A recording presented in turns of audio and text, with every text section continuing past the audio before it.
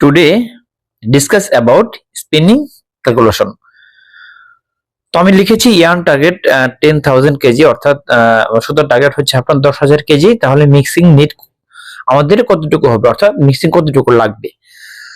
এখন আমার yarn target হচ্ছে আপনার 10,000 কেজি, মিক্সিং কতটুকু লাগবে, এর জন্য আমার কি করতে হবে, ওয়েস্টেজ ধরে নিতে হবে, অর্থাৎ ওয়েস্টেজ প্লাস করতে হবে, তাই না।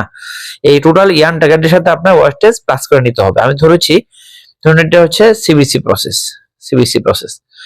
ব্লুম আপনি ধরেছি আমি 4%, কাটিং ধরেছি 3%, ড্রফ্রেম ধরেছি 0.50%, সিমপ্লেক্স ধরেছি 0.50%, নিমফ্রেম ধরেছি আপনার 2%, আর হচ্ছে ওয়াইন্ডিং ধরেছি আমি 1% হার্ড ওয়েস্ট। ঠিক আছে, তাহলে টোটাল হচ্ছে আপনার যোগ করলে হবে 11%।